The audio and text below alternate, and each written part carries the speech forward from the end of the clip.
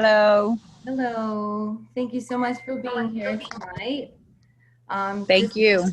tell you, I'm just a regular person, just trying to do the best I can every day. And Estrella asked me to share my story of how far I've come after my son died by suicide uh, 4 years, 7 months ago.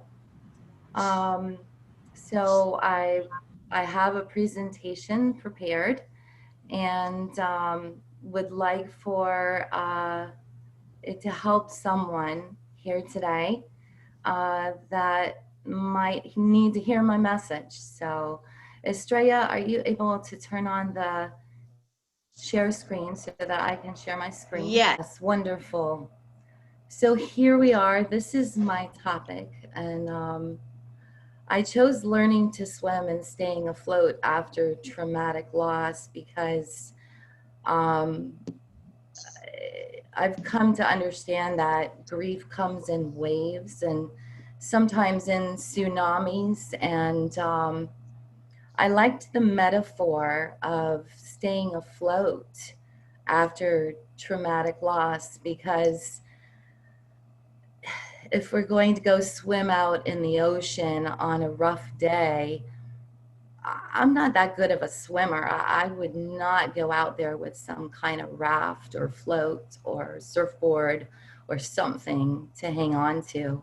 I just went on vacation for a week in the Keys and we did some lobstering, and I would not um, go snorkeling out in the middle of the ocean without holding on to a rope that was attached to my boat and my people.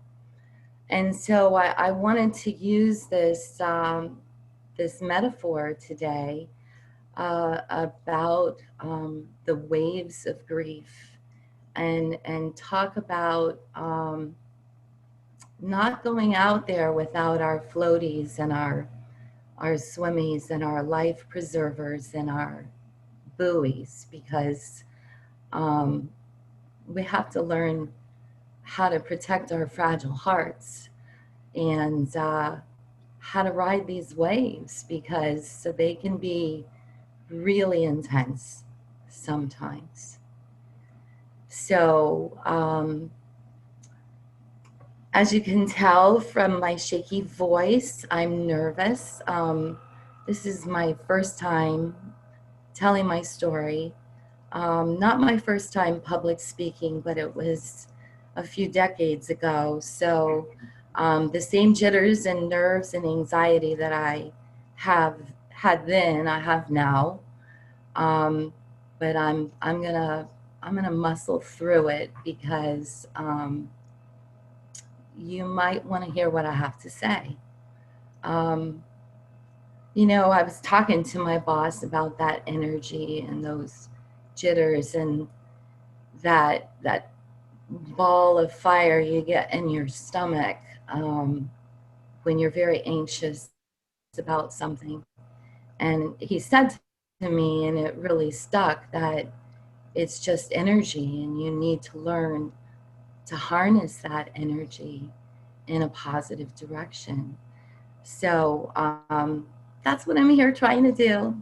Just my very best, and I assure you, I'm just a regular old human being. Um, I also want to talk about darkness and light because I don't know if you ever heard that old Indian tale of the grandfather telling the story to his grandson that we all have dark, um, two wolves fighting inside of us, and one is darkness and envy and anger and resentment, and the other is light and love and kindness and forgiveness. And the boy says to his grandfather, well, grandfather, which one wins? And he says, the one you feed. Um, my son was feeding the wrong wolf, I'm pretty sure, the day he took his life. Um, so I didn't want that uh, to be the end of his story. So it has become part of my grief journey to advocate for suicide prevention, to raise funds. Um, if I can save one life or one family from the devastation that Eric's entourage went through, um, it would all be worth it because you matter. Everyone matters. So I'm just here today to also tell you to stay in the light. So I try to do that by doing something that matters, by focusing on the positive every day. It's not easy. There's triggers. I have to learn how to deal with them, and walk through them, because I'm not going to heal if I walk around them or over them or under them or run away from them. So, so anyway, on with the story. This is something very early on when I was still sitting in my pajamas and I couldn't leave my house yet after Eric died, that I saw. And I thought about, the devastating effect his life, his taking his life had on people. But as the days went on, more and more people came forward and started telling the story of how Eric had helped them in some way during his life. And some of these people I never met. Some of these people were from his kindergarten best friends that we knew from decades ago. Some of these people were just random people he met on the road and struck up a conversation with them. So even though Eric's death was tragic, before he died, he did a lot of good for a lot of people. And I know that this was just a terrible mistake that he made. So I have to apply this little image here now and thought to myself, because I've been trying to make a difference. I remember when Eric first died, my daughter was the first one to find AFSP, which is the American Foundation for Suicide Prevention. They're the largest funder of research programs, trainings, advocacy in our government for better mental health care and coverage for those who need it. So I'm very passionate about them and that cause, not just because of the suicide prevention, but they also support people like me who have lost someone to suicide. And it's the club no one really ever wanted to join, but it's a very loving club, and it's a place where I'm understood. So it's been very healing to participate in those events and trainings and things that are hosted by the AFSP. I had first assigned this little saying to my daughter because she's so much more involved than I am. In the beginning, she invited me to go to a walk for a fundraiser, and the whole week approaching that day, I was I had many and nervous meltdowns, scared to death that I'd be a puddle on the floor that day. Most of the time I was fine on that day. And the next day she drugged me to, and the next event she drugged me to the point that she wasn't dragging me there anymore. And I had healed enough that I started volunteering at a registration table and giving hugs and good healing stuff like that. So, but my daughter is she's on the board for the Central Florida AFSB chapter. She's chaired the Polk County Walk for the last several years. She's trained in suicide prevention trainings that are, days long, and also trained to train the trainers. And I'm so proud of her for the path that she's gone, because she inspires me every day. So the story of Eric. Eric was a really likable guy. His sister, Jess, is 13 months older than him. So they call that Irish twins. So they were very close in age.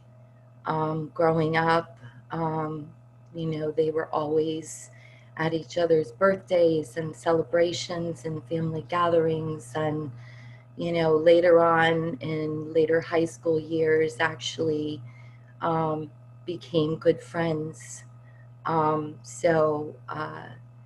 Eric was a brother and graduate from Florida State. I enjoyed him coming home on his weekends. He could get away in the holidays.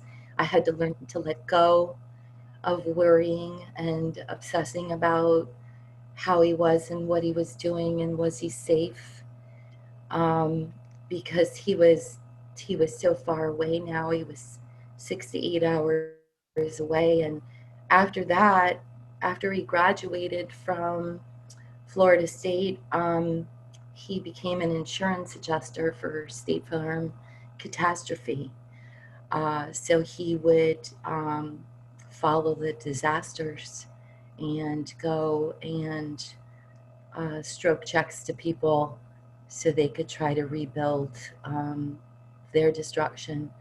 So it was a lonely life. He was gone from home 10 months at least out of the year.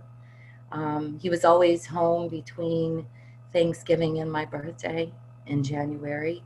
And he was, the year that he died, also home that holiday season.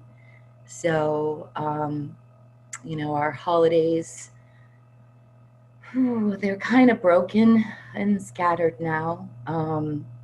Thanksgiving used to be a big gathering at Grandma's house and then Aunt Lisa's house, and it always was around what time is Eric going to get in town. So you can imagine my family definitely boycotted Thanksgiving the year he died.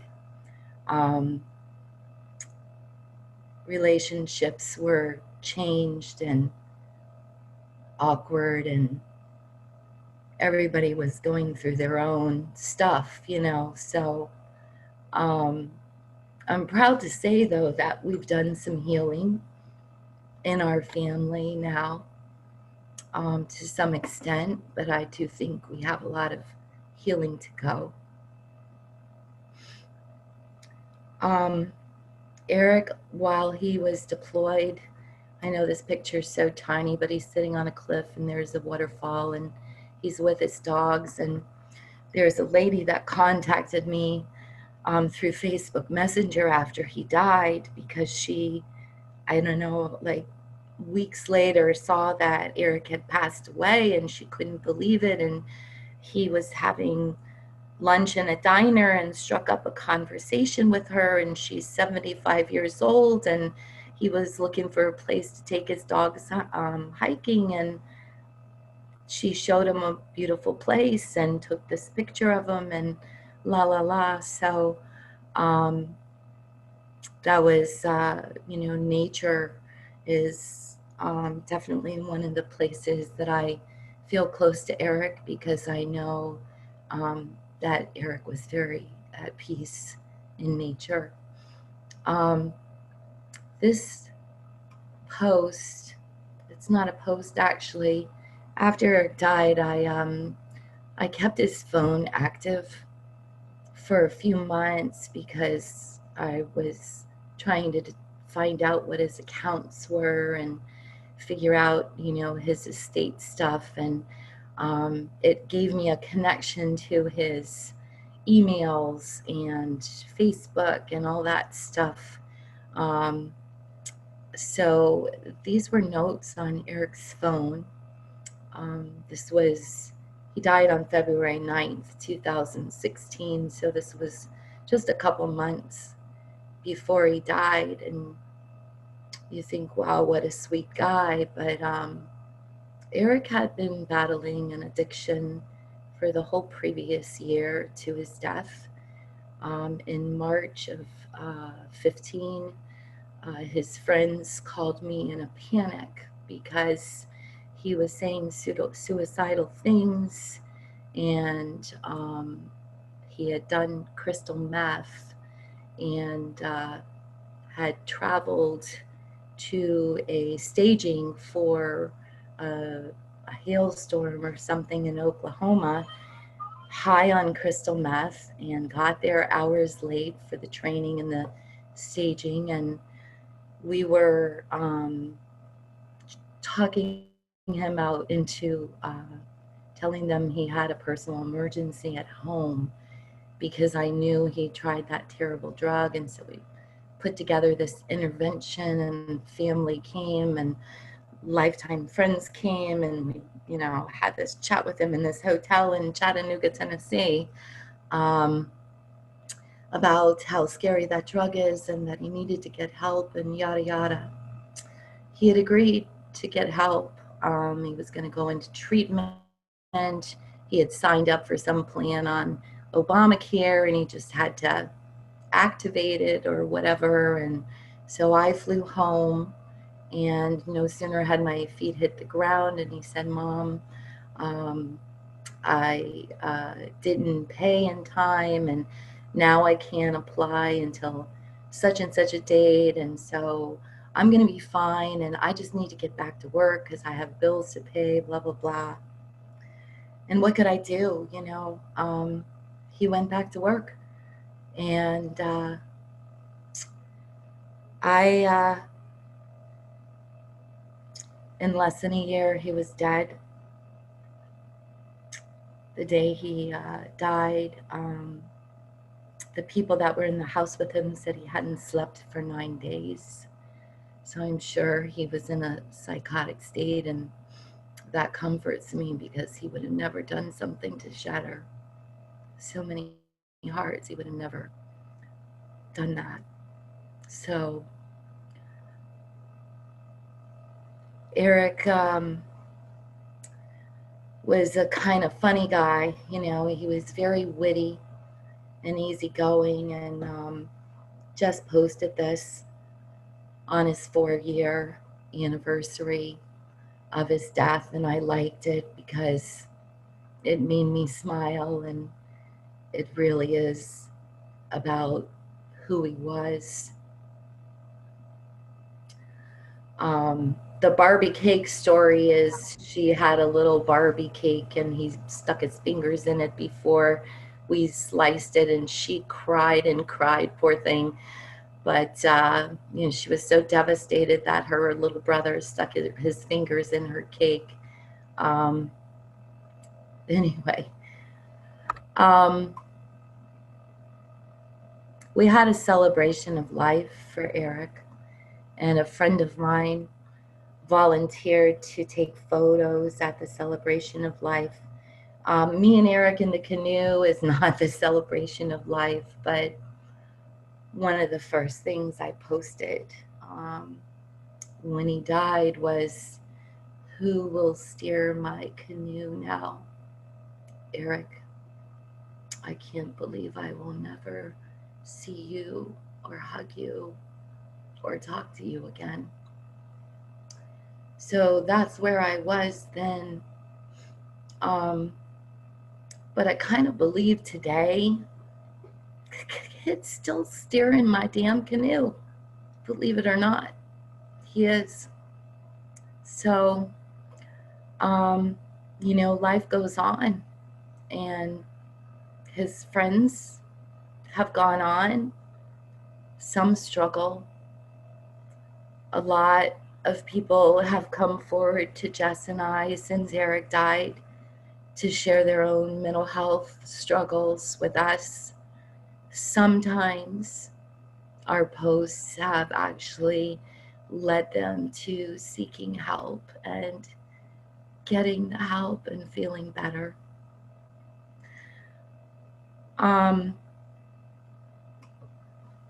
Eric was that kind of kid, and some people spoke at his celebration of life. My wonderful boss kicked it off for me and started this theme of pay it forward, because of the heartfelt tributes that had been posted about Eric by the many people he had touched. Um, it was about to take this and pay it forward and help someone else who's struggling. When you see a person struggling, if you think something's wrong, flat out ask them, are you okay? So you never know the answer you're going to get, and you never know who might just need someone that cares at that very moment. Um, so this came along, and I collect these empowering little quotes and sayings for me when I couldn't find my own courage to crawl out of the dark hole of my grief on that day. Eventually, I had to get out of my pajamas. I had to wash my hair. I had to do something besides watch all these people suffering um, around me. So, so that's what I did. Um, I joined the club. AFSP has a wonderful event on the Saturday before Thanksgiving every year. It's called International Survivors of Suicide Loss Day. And it's a day where you hear a nice speaker, you see a video, you separate into breakout rooms depending on your relationship with your loved one that passed away. And it's a very meaningful day. And the people that are in these rooms always speak to my heart. And you can bet the first year I was scared to death to go. I was actually speechless. I did not speak in that breakout room. I was too busy crying. So um, I didn't go back to work for 5 weeks. It took a long time and a lot of red tape to get my son's keys to his truck and his cell phone from police in Dallas. His meth head girlfriend was in the house he had just rented 11 days earlier, taking care of his dogs for me till I could get there. And you can bet there was some controversy about um, his girlfriend, but I decided to treat her with compassion, because I know he would have wanted me to. So, and I did get his dogs adopted, and I did finally get a court order to go get his remains and his truck and his keys and his things. And it was an odyssey, to say the least. Um, After that, I was finally able to go back to work full time. I had made an attempt to go in one day before that, and the weekend before, I was like having, felt like my heart kept almost jumping out of my chest, like fluttering. And Dennis and I went and checked my blood pressure, and my pulse was high, and my blood pressure was higher than normal for me. It's usually low or normal. So on my way to work, I was leaving a message for my doctor that, describing what was going on. And all of a sudden, my heart was racing, and the blood was running out of my fingers, and my lip was quivering. I thought I was having a stroke on I-95. I pulled over. I got an escort in an ambulance to the ER because my heart was racing like I was on a treadmill. And apparently that was a panic attack, and I never had a panic attack in my life. So I haven't had one in a long time. I was given medication that was supposed to help with those panic attacks, and really I needed help sleeping because at that time I was probably waking up at 2 or 3 in the morning, smoking like a chimney, drinking coffee. No wonder my heart was racing, right? So they gave me, some anti-anxiety medication, and I started taking a half before bed. And I was actually sleeping through the night, and feeling more human again. So that was a blessing. But one day I had to let that go. I took it on our drive home from Dallas, the night that we stayed in Tallahassee. And then the second day we were going to finish driving home. And the following day, driving home, I just couldn't shake a sleepiness that I just felt groggy all day long. So I didn't take the medication anymore. There was a ray of light at this time. I couldn't open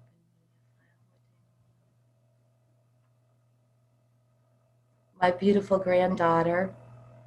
She was only about 2 at the time, and she just played a video of her that I watched 1,000 times, and I'm trying to find that video.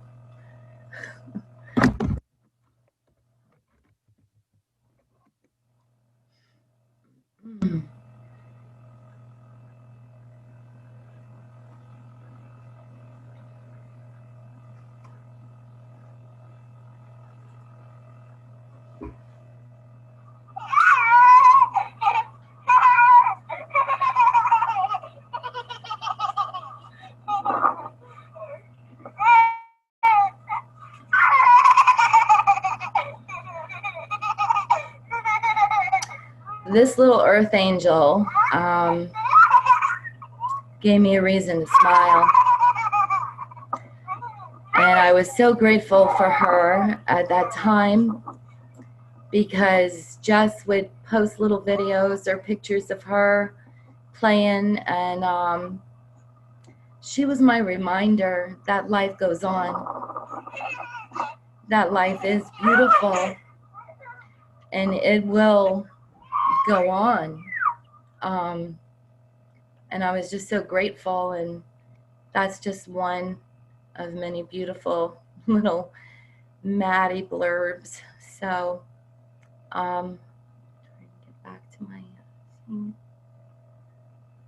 All right. Here we are. So, back in those days of the 5 weeks sitting at home in my pajamas, I kind of got sick and tired of being in that dark hole, of seeing Eric's loved ones in that dark hole. I was the matriarch of my family, and this is not going to be the way it ends. So I had to find strength somewhere to let this not be the end of the story of Eric. I think that AFSP fundraising for me has been a healing tool in a way for me to make a difference, because one of my floaties out there in the ocean of grief happens to be journaling. I've journaled since I was a little girl. I have books and books of thoughts and feelings that I needed to get out of me, and that's where I put them. Today I just happened to share them in a more public forum for a cause greater than myself, in the hopes that it might make a difference to somebody. So I put this here because I wanted to talk about trauma, because the loss of my son for me was traumatic, and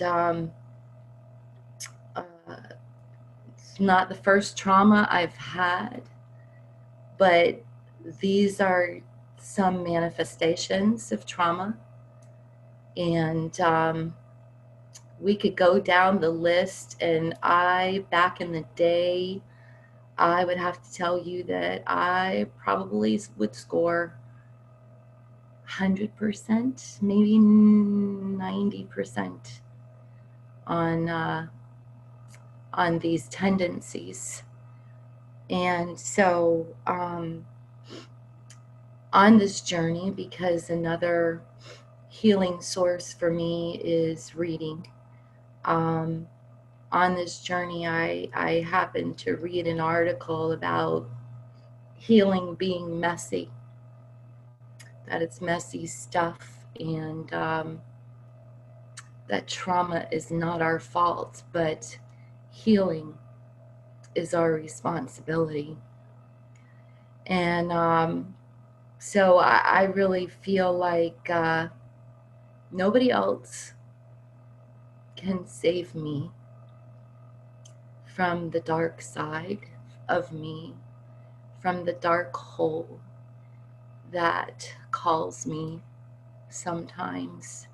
It's up to me to fight every day for the light, to stay in that light. And so you can look up my Pinterest page if you'd like. It's under my name.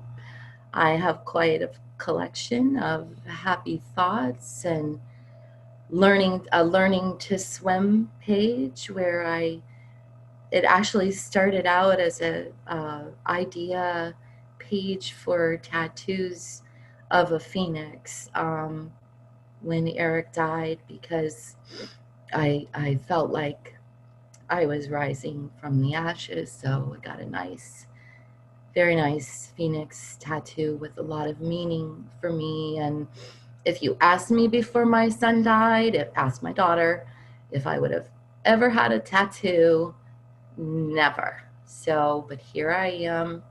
I have joined the Cool Tattoo Club, and I have a cool tattoo. And it's one of the ways that I honor my son. And I'm not going to get into my tattoo. Um, I realized I'm an empath.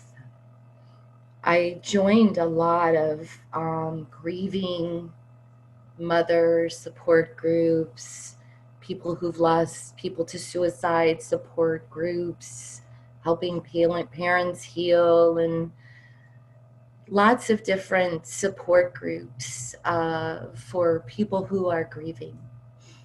And I learned that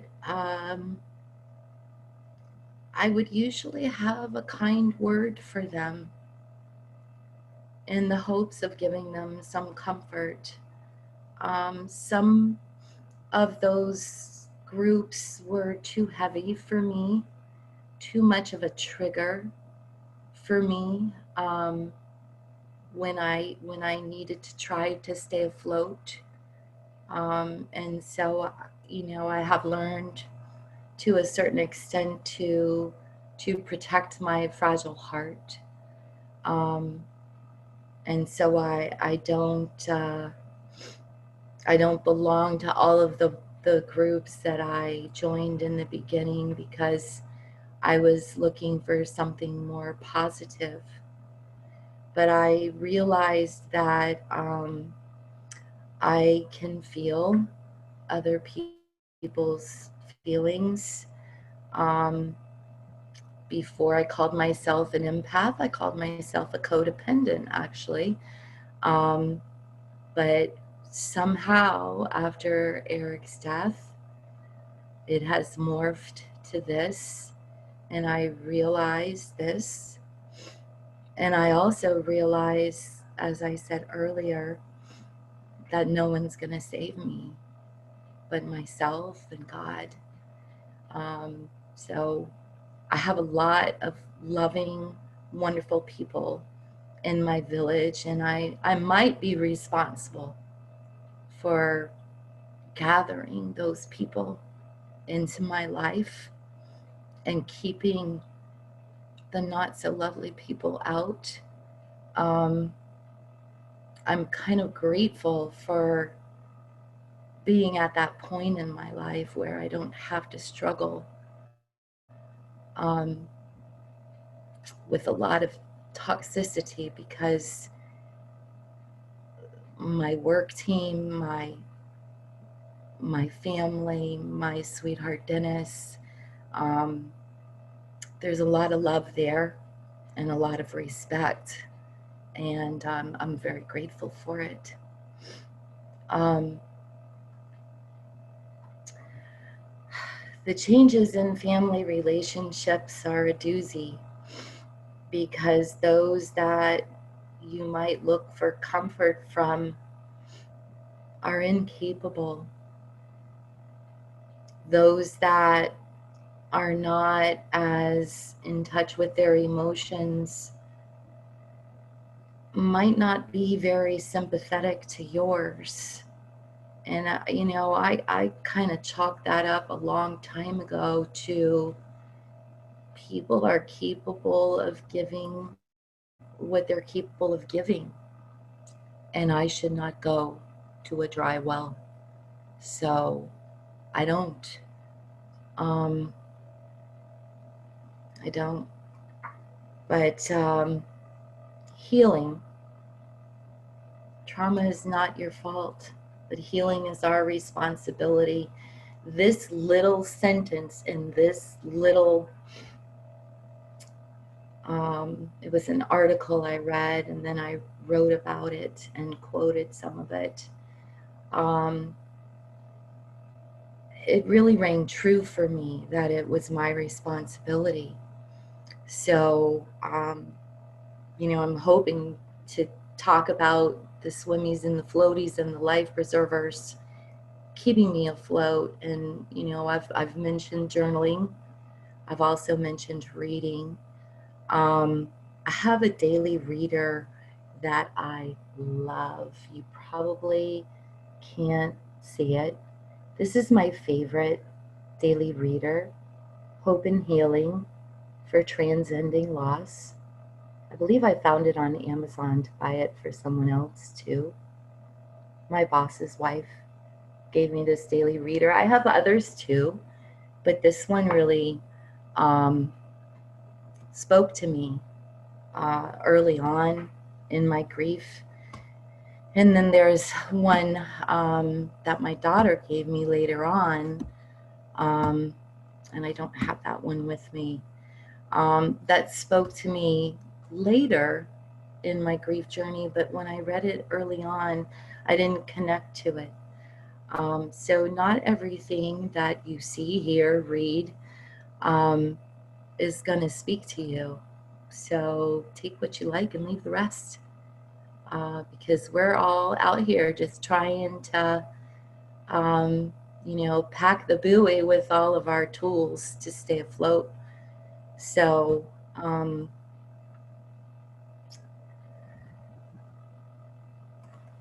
I don't think I'm ever going to be healed. Um,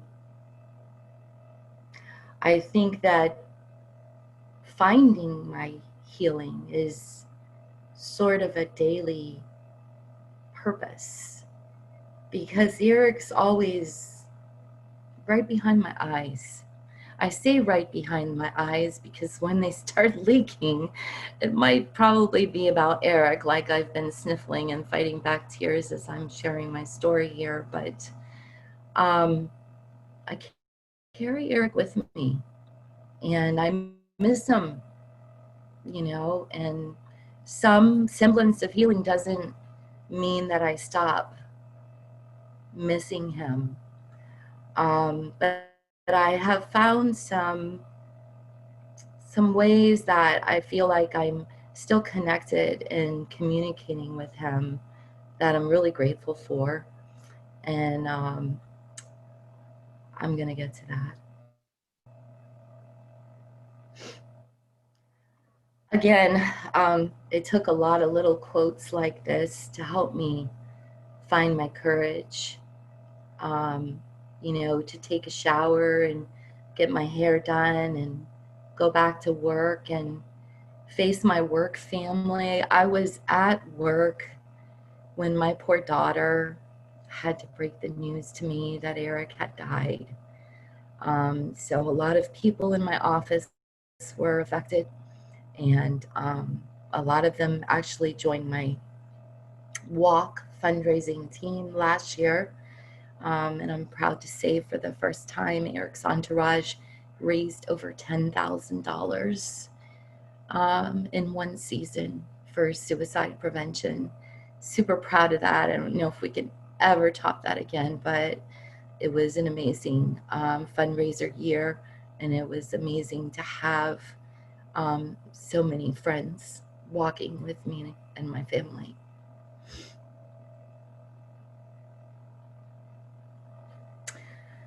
If you want to see more stuff like a lot of this stuff, like I said, just go to my Pinterest page because this is where I would go browsing and looking for something to bring me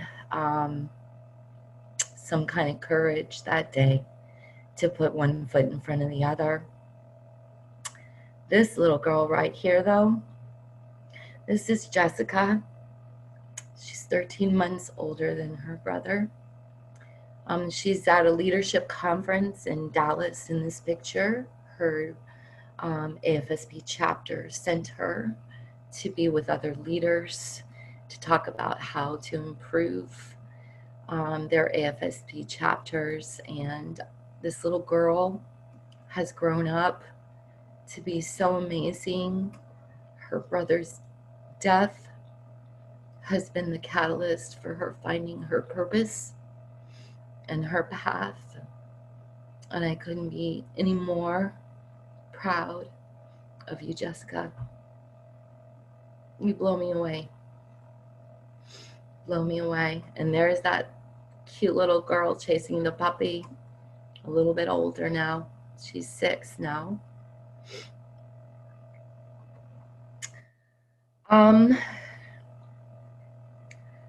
I think that Eric's death is probably the deepest pain I have ever had to endure. And I live every day fighting that pain off like the badass warrior that I am, because I'm not going to let it drown me ever. So, and I also find that AFSP is a beautiful platform for me to honor my son, to tell his story, to share about him, and to share about his family and me and our struggles as we try to carry on and lead happy lives. It's not easy. Um, there are triggers, and they will knock the wind out of you. Um, there's no stopping them, and I've learned to ride them. If something knocks the wind out of me and I burst into tears, I'm just gonna have that good cry right there and then, because obviously I need it.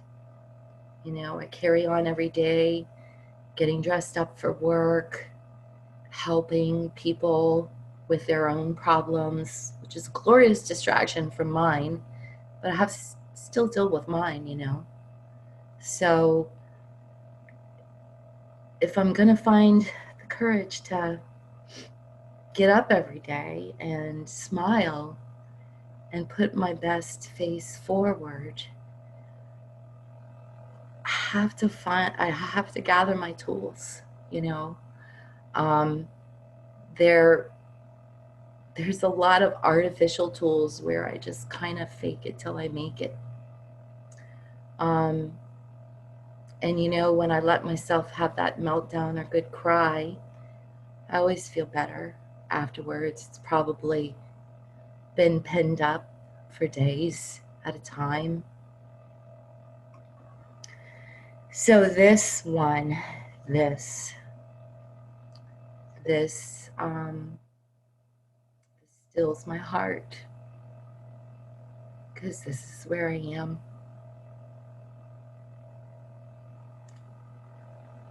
I will be grateful for this pain that I fight, because it is a testament to the love that I had for Eric.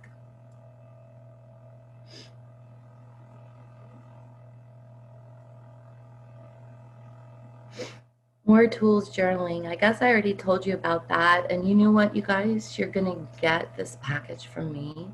So you are welcome to read these old posts. And this is the very first sort of journaling post I finally wrote about my son 4 days after he died. And of course, I had to throw in Sir Ralph Waldo Emerson, because self-reliance, that writing was something that was very special to me and to Eric. So I'm going to scroll past it though and get to the good stuff. Signs in recognizing the presence of spirit. If I was in the audience listening to me talk, this would be the part where I start squirming because of my own healthy level of skepticism.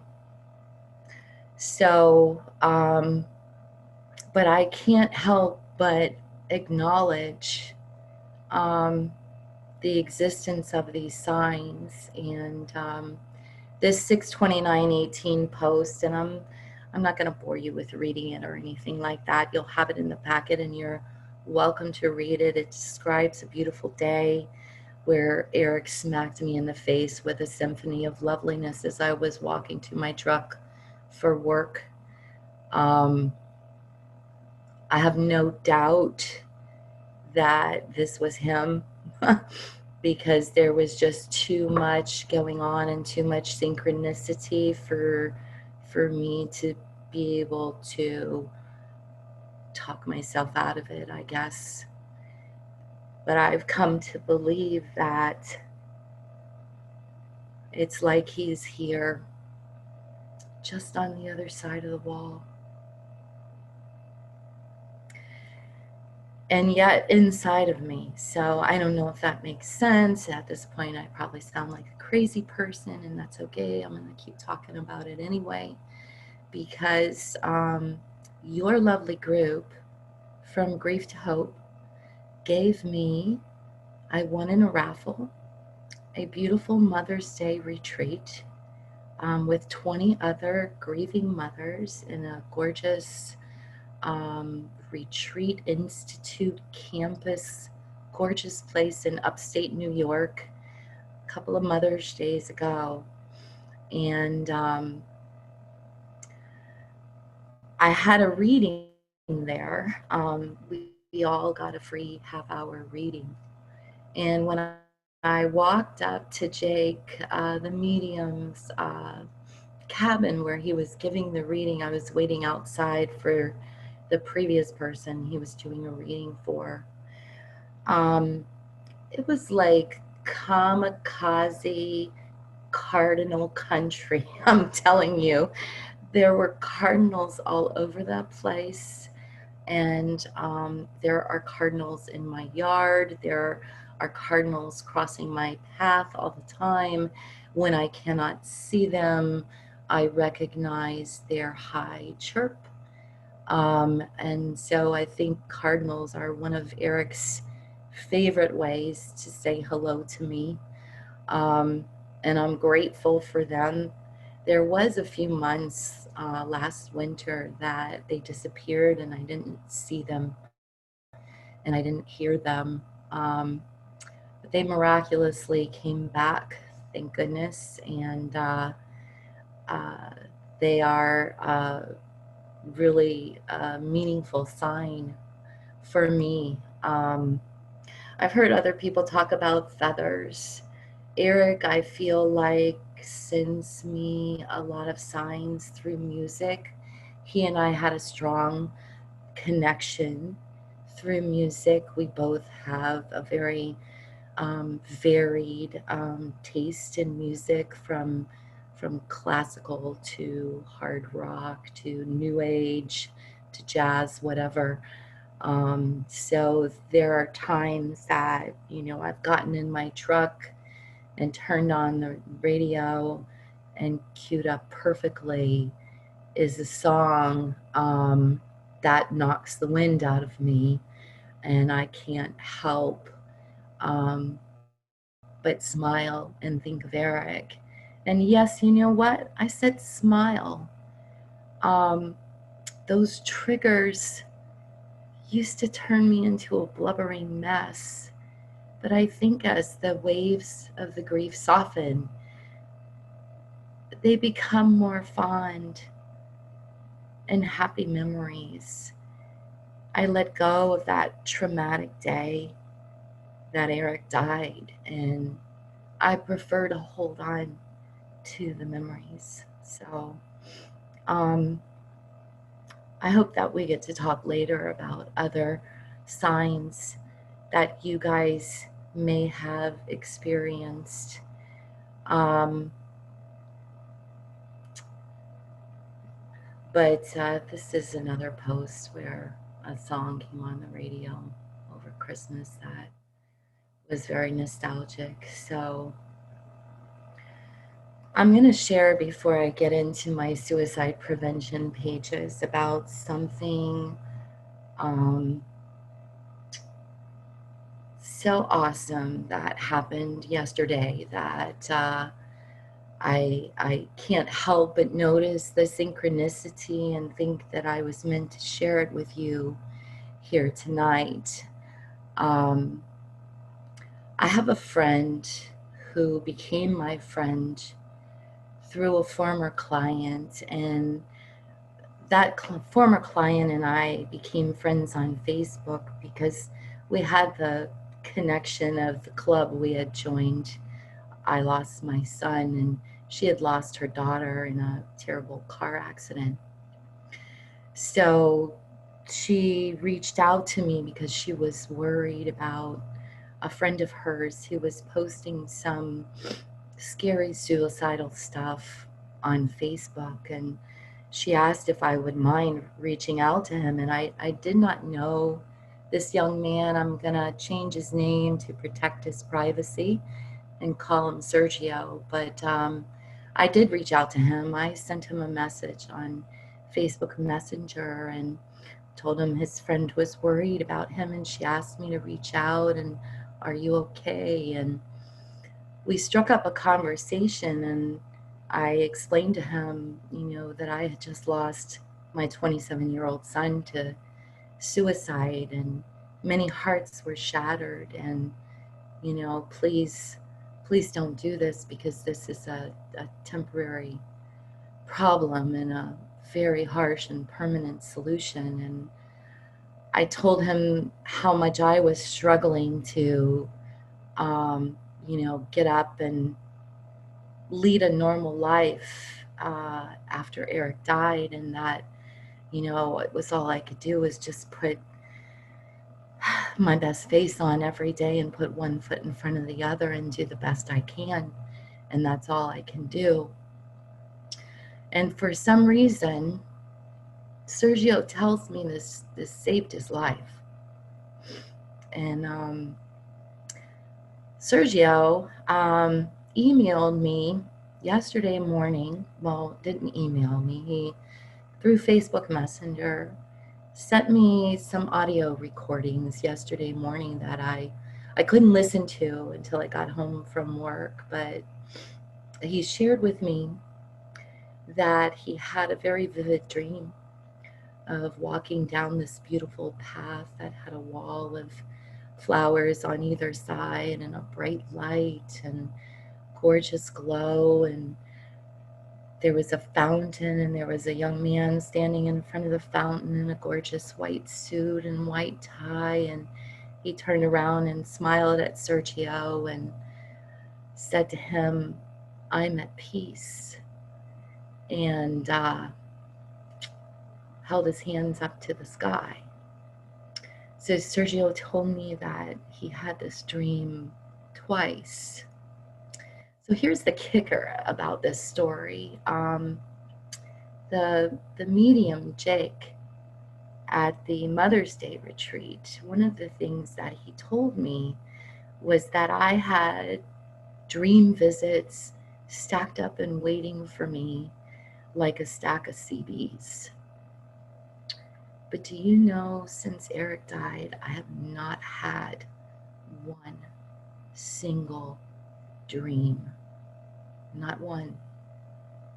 So somehow my boy got in touch with Sergio, who shared with me that this is not the first time he's had this type of dream with a loved one that has passed on, but that it is the first time he has had this dream with a person he has never met. So he knows of Eric, of course, because he became Facebook friends with me, and he sees me tell stories of Eric and promote my fundraising for suicide prevention. So this blew me away last night because I don't know why, and someday I'll find out. I have been unable to have any dreams since Eric died. But I think it's pretty freaking cool that Eric reached out to Sergio and told him that he needed to tell me about it. And he did. And I thank Sergio so much. That's just so amazing to me. And I want to ask all of you, because Sergio does struggle with mental health issues, if we could all send him some positive vibes, because he could use them. So, so that's my story about some signs, and there's more, but we don't have all night. Doing walks for fundraising was the first way I got involved with AFSP. My boss had made this beautiful video of last year when we raised over $10,000. I had him condense it for me for a few to just a few minutes, and it's just some clips of some very powerful moments, during the presentation that I would like to share with you all, if you wouldn't mind. Angel, angel, what have I done? A face that quakes, the wind, the fire. The conquered country, crown and throne. Why can't I cross this river?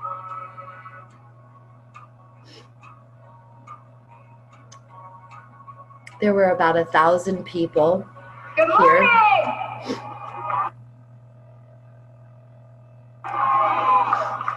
I'm really excited all of you could be here today to save lives and spread hope that suicide is preventable and we can make a difference. I want to share with you that as of just a few minutes ago, online, we met our goal of $65,000.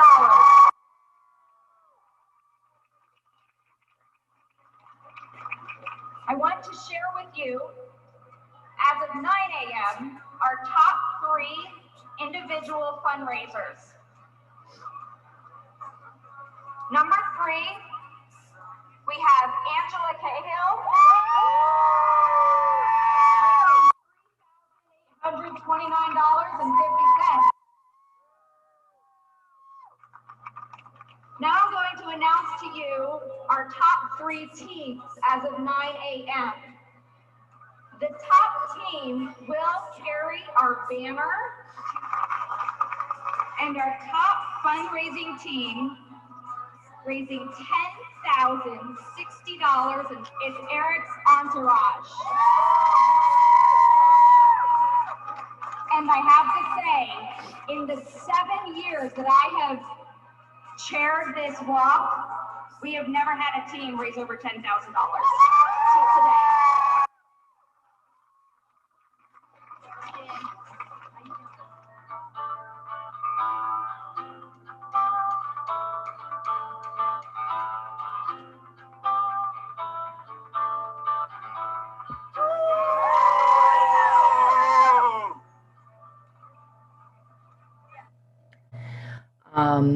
I had the opportunity to go to Tallahassee this year, or actually I think it was in 2019, for an advocacy day at the Capitol. AFSP prepares us all with the pending legislation that would improve mental health services and coverage for our communities and our military. And so we are prepared with our asks as to why we are there that day to speak to the legislators that we are given an opportunity to have a brief appointment with. So a lot of times you meet with an aide. This is one of the aides that I and 2 other AFSP volunteers met with.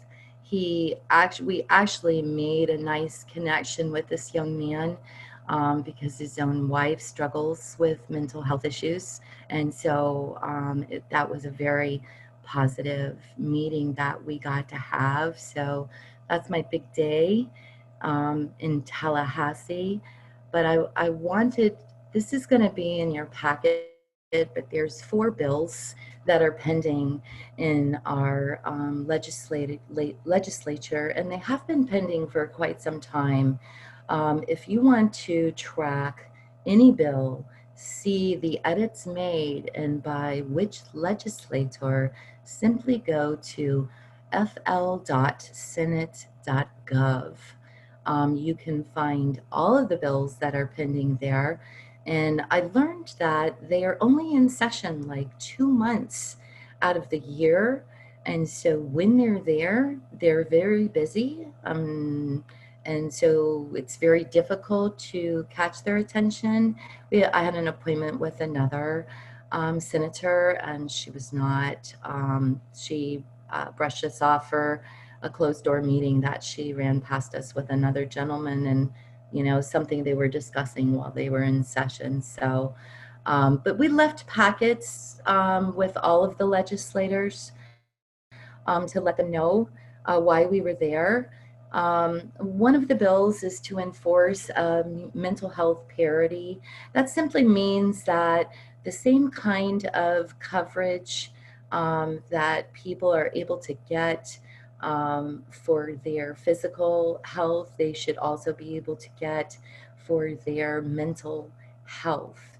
And without mental health parity and the tracking of these treatments and assessments and the coverage, they cannot track to make sure that mental illness is being given the same attention as physical illness. So it's just a no-brainer that mental health parity is important in our health insurance coverages. Senate Bill 180, House Bill 41 prohibit conversion therapy. Many experts have said that it is detrimental to individuals to force counseling on them to try to change the gender that they identify with. And so this bill will prohibit conversion therapy for minors. So no longer will parents be able to force their children to go to therapy to try to change their sexual orientation or identification. Senate Bill 104, House Bill 687.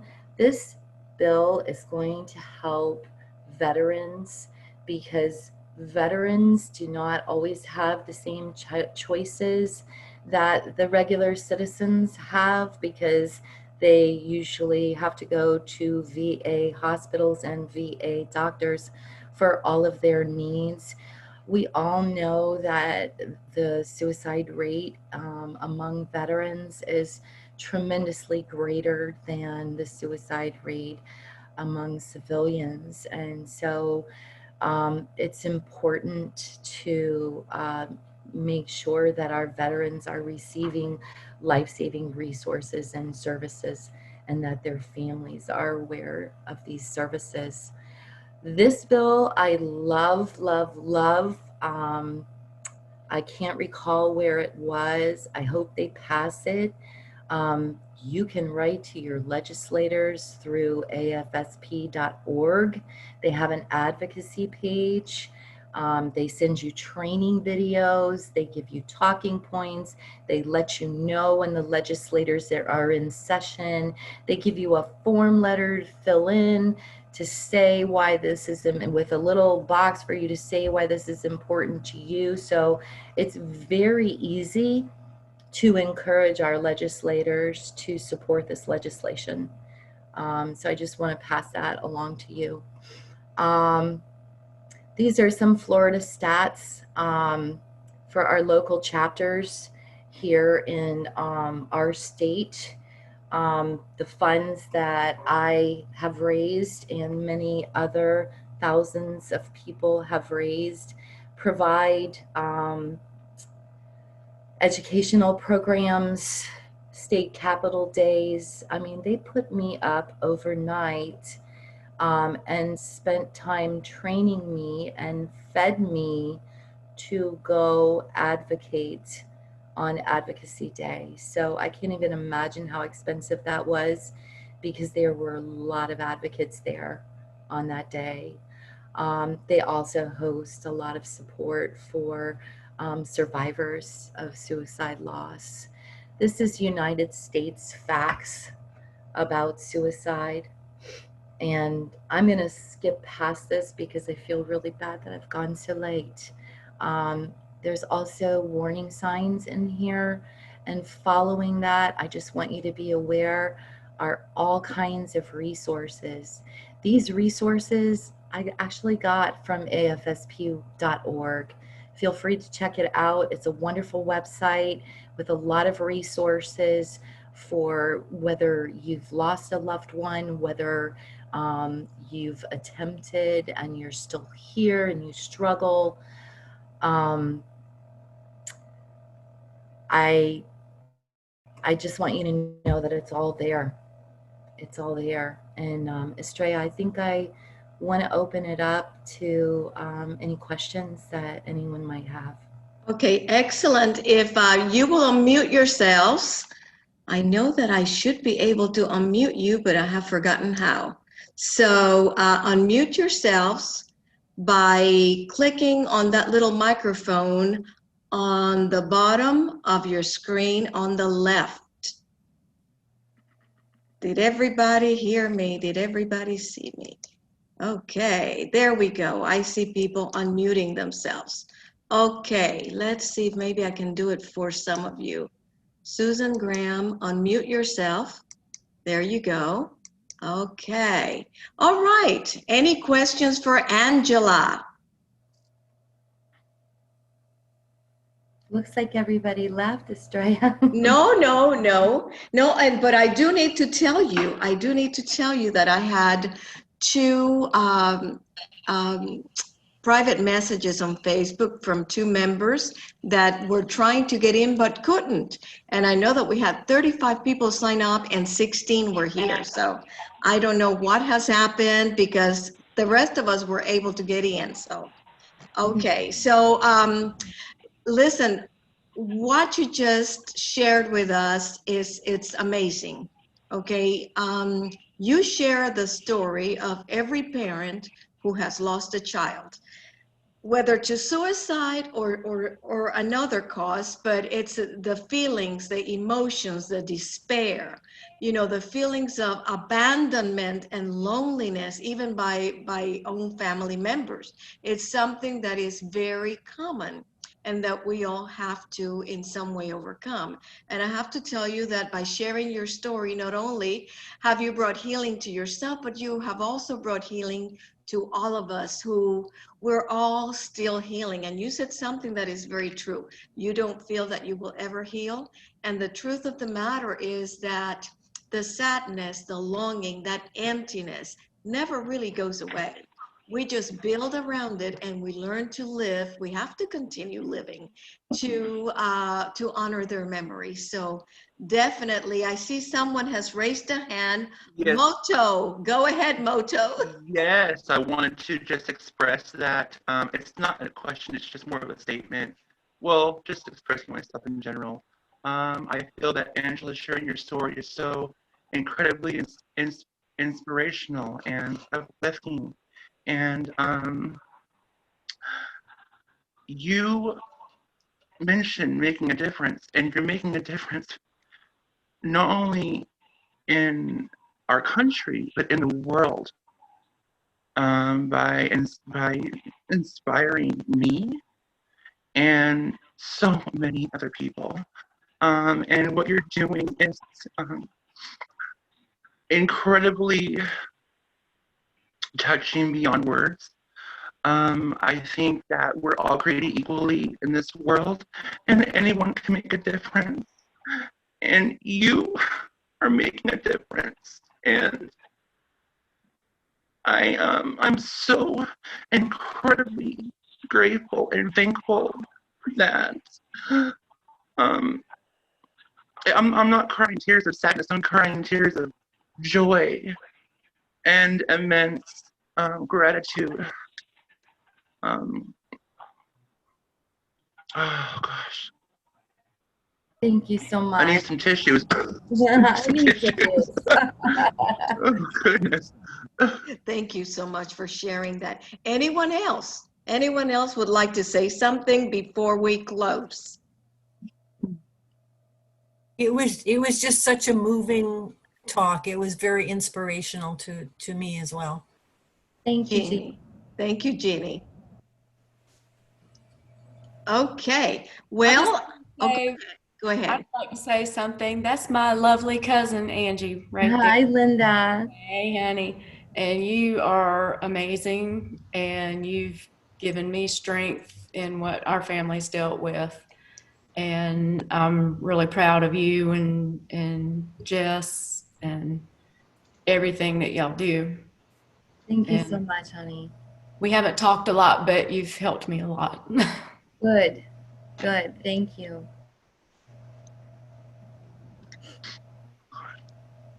Well, one of the things that we encourage in our group is for members who have lost a loved one, especially a child, to get involved in some way in something that means a lot to them.